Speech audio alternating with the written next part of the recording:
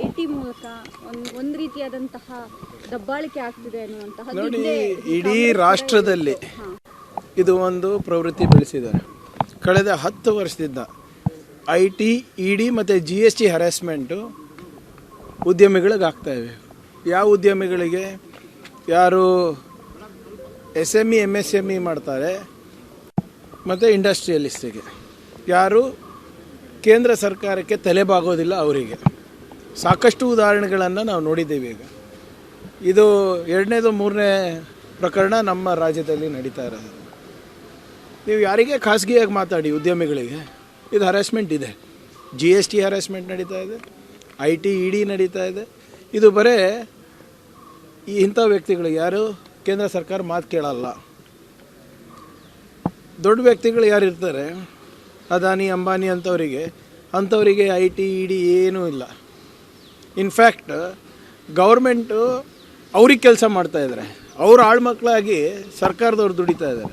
ಯಾವ ರೀತಿ ಅವರಿಗೆ ಹೊಸ ಬಿಸ್ನೆಸ್ ತರಬೇಕು, ಹೇಗೆ ಅವರಿಗೆ ಬಂಡವಾಳದ ಅವಕಾಶ ಹೆಚ್ಚು ಮಾಡಿಕೊಡ್ಬೇಕು, ಹೇಗೆ ನೀತಿಗಳನ್ನು ಯೋಜನೆಗಳನ್ನು ಅವ್ರ ಪರವಾಗಿ ಮಾಡಬೇಕಾಗಿರೋದೇ ನಡೆದಿರೋದೆ ಹೊರತು ಬೇರೆ ಯಾರಿಗೂ ಈ ಕೇಂದ್ರ ಸರ್ಕಾರ ಇಲ್ಲ. ಇದು ಬರೀ ಕೆಲವು ಬಂಡವಾಳಶಾಹಿಗಳಿಗೆ ಮಾತ್ರ ಇರೋದು. ಕೆಲವೊಂದು ಕಡೆ IT ಅಧಿಕಾರಿಗಳು ಇದ್ದಂತಹ ಸಮಯದಲ್ಲಿ ಅವರು ಗುಂಡಾರಿಸ್ಕೊಂಡು ಆತ್ಮಹತ್ಯೆ ಮಾಡ್ಕೋತಾರೆ ಅಂತ. ಸಿ ಅದೇ ಹರಾಸ್ಮೆಂಟ್ ಎಷ್ಟಾಗಿರ್ಬೋದು ನೋಡಿ. ಆ್ಯಂಡ್ ಇಡೀ ಸಾಮಾನ್ಯ ಜನರಿಗೂ ನೋಡಿ ಸರ್, ನೀವು ಎಲ್ಲರೂ ಹೇಳ್ತಾರೆ ಡಿಜಿಟಲ್ ಇಂಡಿಯಾನಲ್ಲಿ ಅದು ಆಗಿದೆ ಇದು ಆಗಿದೆ ಅಂದ್ಬಿಟ್ಟು. ನೀವು ಯಾರೇ ಸಾಮಾನ್ಯ ವ್ಯಕ್ತಿಗೂ ಮಾತಾಡ್ಕೊಂಡು ಕೇಳ್ಕೊಂಡ್ರೂ ಕೂಡ IT ರಿಯಂಬರ್ಸ್ಮೆಂಟ್ಸ್ ಬಗ್ಗೆ ಇರ್ಬೋದು ಅಥವಾ ನಿಮ್ಮ GST ಬಗ್ಗೆ ಇರ್ಬೋದು, ಎಷ್ಟು ಹರಾಸ್ಮೆಂಟ್ ನಡೆದಿದೆ ತಾವು ಸಾಮಾನ್ಯ ಜನರ ಹತ್ರ ನೀವು ಒಂದು ಸರ್ವೇನೇ ಮಾಡಿಬಿಡಿ, ಹೋಗಿ ಒಂದು ಸಮೀಕ್ಷೆ ಮಾಡಿದಾಗ ನಿಮಗೆ ಗೊತ್ತಾಗುತ್ತೆ. ಆದ್ದರಿಂದ ಇದು ಕೇಂದ್ರ ಸರ್ಕಾರದ ಇದು ಹೊಸ ಆಯುಧ ಇದೆ ಶ್ರೀಸಾಮಾನ್ಯನಿಗೆ ತೊಂದರೆ ಕೊಡಲಿಕ್ಕೆ. ಇದು ಅದೇ ನೋಡಿ, ಇದು ನಾವು ಹೇಳೋದಲ್ಲ, ಕುಟುಂಬದವರೇ ಹೇಳಿದಾರಲ್ಲ. ನಾನು ಹೇಳಿದರೆ ರಾಜಕೀಯ ಅಂತ ಹೇಳ್ಬೋದು ತಾವು. ಆದರೆ when their own family member is saying so, ಏನು ಹೇಳಬೇಕು ಇದಕ್ಕೆ?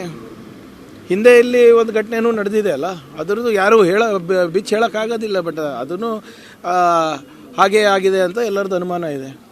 ಬ್ರದರ್ ಹೇಳಿದರು ಸರ್, ದೂರಿನಲ್ಲಿ ಆ ಥರದ್ದೇನು ಉಲ್ಲೇಖ ಆಗಿಲ್ಲ ಅನ್ನೋ ವಿಚಾರದಲ್ಲಿ. ಈಗ ದೂರು ಕೊಟ್ಟಾಗ ಅದನ್ನು ಉಲ್ಲೇಖ ಮಾಡಿಲ್ಲ IT ಆಫೀಸರ್ಸ್ ಅಂತ. ಇಲ್ಲ, IT ಆಫೀಸರ್ಸಿಗೆ ಕಂಪ್ಲೇಂಟ್ ಕೊಡ್ತಾರ? ಈಗ ತನಿಖೆ ಆಗಲಿ. ಈಗ ರಾಯ್ ಅವರು ಕೆಳಮಟ್ಟದಿಂದ ಬೆಳ್ಕೊಂಡು ಬಂದಂಥ ವ್ಯಕ್ತಿ. ಅಂಥ ಏನು ಡೆಸ್ಪರೇಷನ್ ಇತ್ತು ಅಥವಾ ಅಂಥದ್ದೇನು ಹತಾಶರಾಗಿದ್ದರು ಯಾವುದಕ್ಕೆ, ಅಥವಾ ಅಂಥದ್ದೇನು ಮನಸ್ಸಿಗೆ ನೊಂದ್ಕೊಂಡಿದ್ರು? ನಾನು ಓದಿರೋ ಪ್ರಕಾರ ಅವ್ರದ್ದು ಬಿಸ್ನೆಸ್ ಮಾಡಲು ಡೆಟ್ ಫ್ರೀ ಅಂತ, ಅಂದರೆ ಯಾವುದೇ ಸಾಲ ಇರಲಾರ್ದೆ ಬಿಸ್ನೆಸ್ ಮಾಡಬೇಕಂತ ಅವ್ರದ್ದು ಒಂದು ಯಾವಾಗಲೂ ಜನರಿಗೆ ಸಲಹೆ ಕೊಡ್ತಾಯಿದ್ರು ಅಂತ ನಾನು ಓದಿದೆ ಪೇಪರ್ನಲ್ಲಿ ಇವತ್ತು. ಮತ್ತು ಅಂಥ ವ್ಯಕ್ತಿಗೆ ಏನು ಸಾಲ ಇಲ್ಲ, ಏನಿಲ್ಲ, ಮತ್ತು ಯಾಕಂತ ಒಂದು ನಿರ್ಧಾರ ತಗೊಂಡ್ರು? ಏನು ಸಾಂಸಾರಿಕ ಸಮಸ್ಯೆನೂ ಇಲ್ಲ ಅಂತ ಹೇಳ್ತಾರೆ. ಮತ್ತು ಅವ್ರದ್ದೇ ಕುಟುಂಬದವರು IT, ED ಅಂದಾಗ ಏನಿದೆ ತನಿಖೆನಲ್ಲಿ ಹೊರಗೆ ಬರಲಿ. But this is going on through out the country. IT officers ಈಗ ಅವ್ರನ್ನ ತನಿಖೆಗೆ ಒಳಪಡಿಸ್ಬೇಕಾಗುತ್ತೆ, ಖಂಡಿತವಾಗಿ ಮಾಡಬೇಕಾಗುತ್ತೆ. ಈಗ ಕ್ರೈಮ್ ಸೀನ್ನಲ್ಲಿ ಅವ್ರು ಇದ್ರಲ್ವಾ, ಯಾವಾಗ ಅವರು ಆತ್ಮಹತ್ಯೆ ಮಾಡಿಕೊಂಡ್ರು ಅದೇ ಪ್ರಮೈಸಸ್ನಲ್ಲಿದ್ದರು, ಅದೇ ಮನೆಯಲ್ಲಿದ್ದರು. ಯಾರ್ಯಾರು ಇರ್ತಾರೆ ಎಲ್ಲರಿಗೂ ತನಿಖೆಗೆ ಒಳಪಡಿಸ್ಬೇಕಾಗ್ತದೆ. ಅದು ಅವ್ರ ಕಚೇರಿದವ್ರು ಇರ್ಬೋದು, IT ಕಚೇರಿದವ್ರು ಇರ್ಬೋದು, ಖಾಸಗಿ ಕಚೇರಿದವ್ರು ಇರ್ಬೋದು. ಸರ್, ಕೇಂದ್ರ ಬಜೆಟ್ ಪ್ರತಿ ವರ್ಷ ನಿರೀಕ್ಷೆ ಮಾಡ್ತೀರಾ ಅನ್ಕೊಂಡಿದ್ದೀವಿ? ಇಲ್ಲ ನೋಡಿ, ನಾನಂತೂ ನಿರೀಕ್ಷೆಗಳೇ ನಂದು ಶೂನ್ಯ ಕೇಂದ್ರ ಸರ್ಕಾರದಿಂದ. 12 ವರ್ಷ ಆಯಿತು. ಕರ್ನಾಟಕಕ್ಕೆ ಏನು ಕೊಟ್ಟಿದ್ದಾರೆ ಹೇಳಿ? ಅಥವಾ ಏನು ಘೋಷಣೆ ಮಾಡಿದ್ದಾರೆ ಅದು ಅನುಷ್ಠಾನಕ್ಕೆ ಆಗಿದೆಯಾ ಹೇಳಿ? ನಿರ್ಮಲಾ ಸೀತಾರಾಮನ್ ಅವರು 2 ಸರಿ ಇಲ್ಲಿಂದಾನೇ ಹೋಗಿರೋದು. ಅಟ್ಲೀಸ್ಟ್ ಕನ್ನಡಿಗರ ಒಂದು ಸ್ವಲ್ಪ ಮಟ್ಟಿಗನ ಋಣ ತೀರಿಸ್ಬೋದಾ ಇಲ್ಲ ಅಂತ ಯೋಚನೆ ಮಾಡಿಬಿಟ್ಟು ಏನಾದರೂ ಮಾಡಿದಾರ ವಿಶೇಷವಾಗಿ ನಮಗೆ ಹೇಳಿ? ಈಗ ನಾವು ಯಾವ ಸ್ಥಿತಿಗೆ ಬಂದುಬಿಟ್ಟಿದ್ದೀವಿ ಅಂದರೆ ಕರ್ನಾಟಕದವ್ರು ನಾವು ಅವ್ರದ್ದೇನು ಸಾಲವನ್ನು ನಾವು ಕೊಟ್ಟಿದ್ದೀವಿ ಅದು ತೀರಿಸಿದ್ರೆ ಸಾಕಾಗಿದೆ ನಮಗೆ. ನಮ್ಮ GST ಪಾಲ್ ಬಂದರೆ ಸಾಕಾಗಿದೆ ನಮಗೆ. ನಾವೇನು JJMನಲ್ಲಿ 15,000 ಕೋಟಿ ರೂಪಾಯಿ ಹಣ ಕೊಟ್ಟಿದ್ದೀವಿ, ಅದು ಬಂದರೆ ಸಾಕಾಗಿದೆ. 2,500 ಕೋಟಿ ರೂಪಾಯಿ ಏನು 15th ಫೈನಾನ್ಸ್ ನಮ್ಮ ಪಂಚಾಯತದ್ದು ಬಂದರೆ ಸಾಕಾಗಿದೆ. ನಾವೇನು ತೆರಿಗೆ ಕೊಡ್ತಾಯಿದ್ದೀವಿ ಅದ್ರ ಪಾಲು ಬಂದರೆ ಸಾಕಾಗಿದೆ ನಮಗೆ. ನಂದಂತೂ ಮೋದಿ ಸರ್ಕಾರದಿಂದ ಇರ್ಬೋದು, ಕೇಂದ್ರ ಸರ್ಕಾರದಿಂದ ಇರ್ಬೋದು, ಈ ಬಜೆಟಿಂದ ಇರ್ಬೋದು ಶೂನ್ಯ ನಿರೀಕ್ಷೆ ಇದೆ. ನಮ್ಮ ಪಾಲು ನಮ್ಮ ಕೊಡಿ ಸ್ವಾಮಿ, ನಾವು ದೇಶನೂ ಕಟ್ತೀವಿ, ರಾಜ್ಯನೂ ಕಟ್ತೀವಿ. ಲೋಕಾಯುಕ್ತ ಟ್ರ್ಯಾಪ್ಗಳು ಪೊಲೀಸ್ ಆಫೀಸರ್ಸ್ ಒಳಗಾಗ್ತಾ ಇರೋದು ಸರ್ಕಾರಕ್ಕೂ ಒಂದು ರೀತಿ ಮುಜುಗರ ಅಲ್ಲ ಇದು? ನೋಡಿ ಯಾರು ಭ್ರಷ್ಟರು, ಯಾರು ಉಪ್ಪು ತಿಂದಿದ್ದಾರೆ ಅವ್ರು ನೀರು ಕುಡಿಲೇಬೇಕಾ? ಈಗ ಲೋಕಾಯುಕ್ತ ಟ್ರ್ಯಾಪ್ ಮಾಡೋದು ತಪ್ಪಂತ ಯಾಕೆ ಹೇಳಬೇಕು?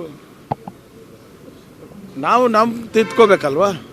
ನಾನು ಕ್ಲೀನ್ ಇದ್ದರೆ, ನಾನು ಶುದ್ಧನಾಗಿದ್ದರೆ ನನಗೆ ಅದಕ್ಕೆ ಹೆದರಿಕೆ ಇರಬೇಕು. ನಾನು ಪ್ರಾಮಾಣಿಕಿದ್ರೆ ನಾನು ಯಾರು ಲೋಕಾಯುಕ್ತಕ್ಕೂ ಹೆದರೋದು ಬೇಡ, ಸರ್ಕಾರಕ್ಕೂ ಹೆದರೋದು ಬೇಡ.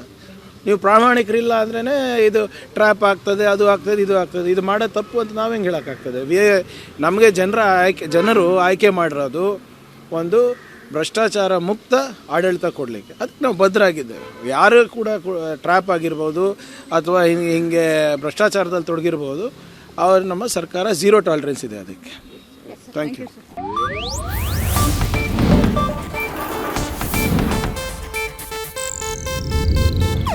ಇದು ಏಷ್ಯಾನೆಟ್ ನ್ಯೂಸ್ ನೆಟ್ವರ್ಕ್ ಪ್ರಸ್ತುತಿ.